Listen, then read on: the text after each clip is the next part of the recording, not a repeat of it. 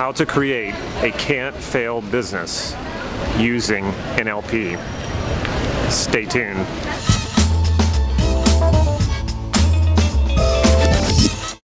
Hey, this is Damon Cart from NLP Gym. How to create a no-fail business using NLP. If you haven't already, please click subscribe to this YouTube channel so you can get these videos on a regular basis. That's the big risk. That's always the big fear in creating a business, is that it's going to fail. And that's a good fear to have because most businesses do fail. So how do you make sure that your business doesn't fail?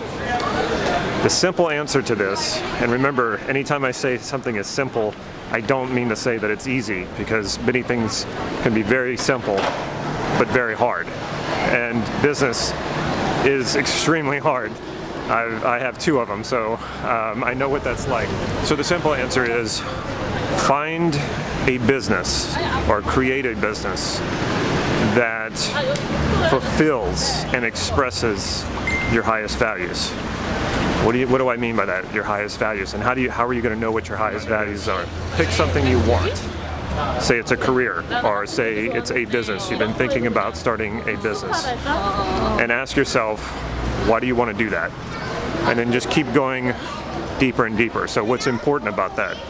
And just go deeper until you elicit 3 to 5 of your highest values. I'll link one of my videos to this video where I elicit values. So eliciting values is super important, because when you're fulfilling your highest values, that means when you're doing work or you're working on a business that fulfills your highest values, you're never going to quit. You're going to keep going, and you're going to find a way. My first business nearly failed, and I found out later, after I started learning NLP, why that happened. Because I elicited my highest values, and those happen to be freedom, passion, and joy.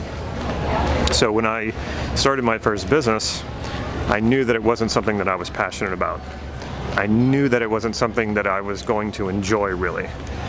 But I believed it was going to give me freedom, and freedom being my highest value, I thought, well, if I have freedom, then I can always have the freedom to indulge passion and joy. I can always go for passion and joy if I have the freedom to do it. Now, that was flawed thinking. And again, I didn't know NLP at the time, and I didn't even know what my values were at the time. Just looking back and unpacking all of this, I understand what happened, I understand why it didn't work, so I'm able to articulate it now. And this is the case with a lot of people who start a business. They don't really know why they're in it.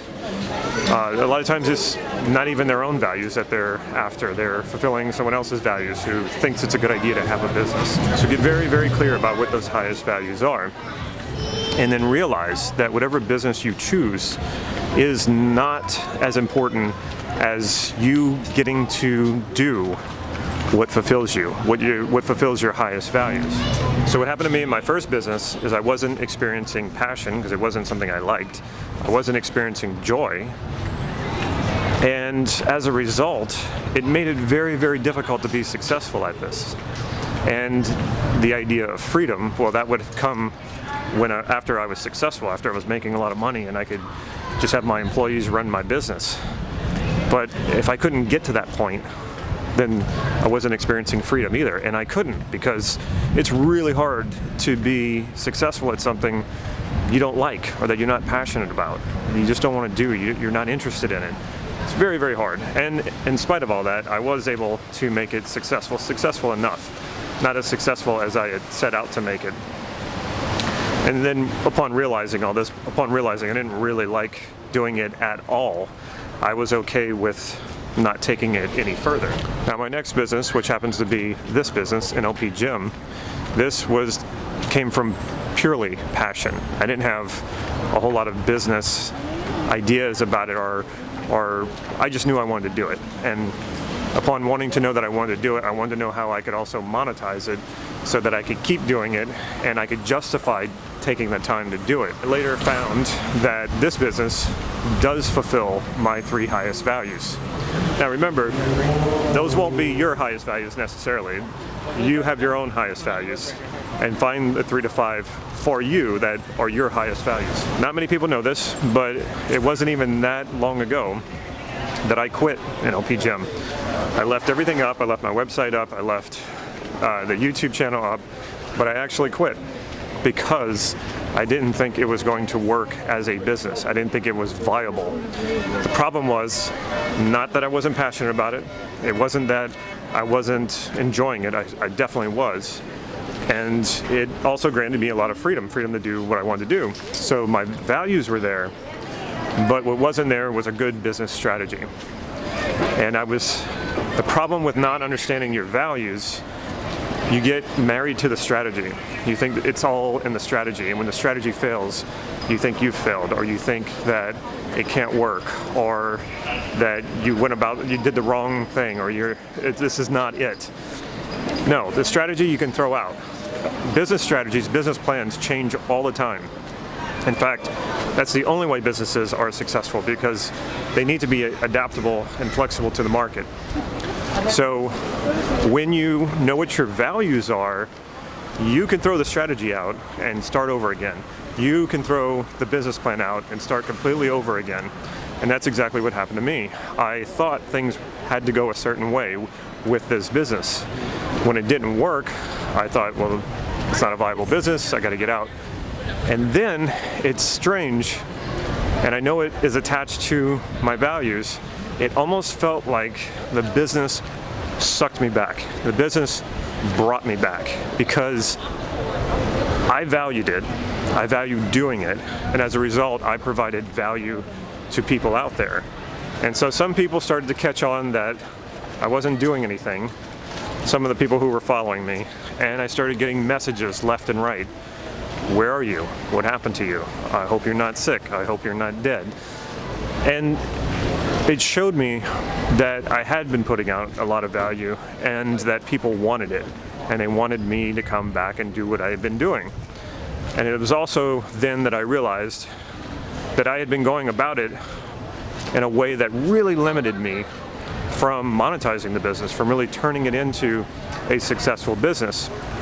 And it's a strange thing, but this is part of the hero's journey, where when you quit, there's that point where the hero quits and realizes that what they want is not possible. It's not that they quit the whole thing, it's just that they realize what they originally wanted isn't possible, and they give up on it. It's when Rocky 1 realizes he cannot beat the Apollo Creed. A new possibility emerges, and that new possibility emerged for me as well. And so it was easy to come back. Why? Because this is what I love doing. This is what I'm passionate about. This is what I enjoy doing. And it gives me a tremendous sense of freedom. So yeah, throw the business plan out. Throw the way that I thought it had to be right out the window and start over with a new strategy and a new plan. And that's why it's a can't fail business.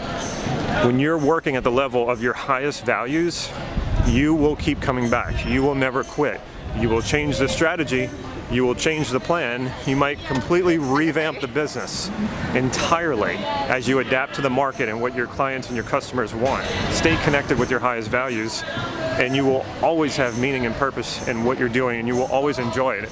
And so that's one of the things that I see a lot of people do, is they get into a business for the money. And that is, to me, the worst idea you could ever do. Don't ever go into business for the money. Go into business because it's something you really enjoy. Now here's the other thing too, be careful about going into business just because something's a hobby, because when you start depending on that hobby for money, the joy that you might have gotten out of that was that it was a hobby and that it wasn't so serious. So it goes both ways. Be careful about either one.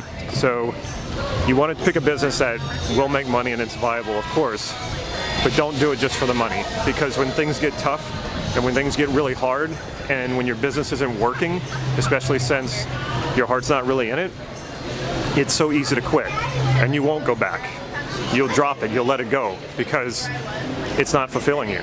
But when your business fulfills and expresses your highest values, you're never going to stop. It doesn't matter how many times you fail, it doesn't matter how many times something doesn't work, you're going to keep coming back, you're going to change up the strategy and the plan, and just keep doing it. So what if you don't own a business, and you don't know if you want to own a business, you're still trying to figure that out? Even more reason why you want to know what your highest values are, because what you might realize is opening a business is really not right for you. You might realize that you'd rather be in a career and be employed by a corporation or a small business.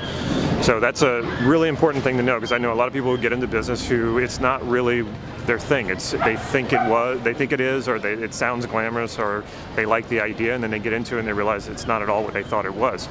But here's the thing, here's what I would take away from this. Start treating your life like a business. That doesn't mean that everything comes down to money, because even as an entrepreneur, not everything comes down to money for me. There are people who are like that. I'm not like that, and you don't have to be like that.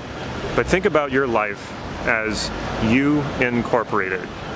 Your brand, even if you don't have a brand, and even if you don't have a business, but start thinking that way. Start dealing with your budget, your household budget, as if it was a business budget. And start looking at what it is that's going to serve you as if you were a business.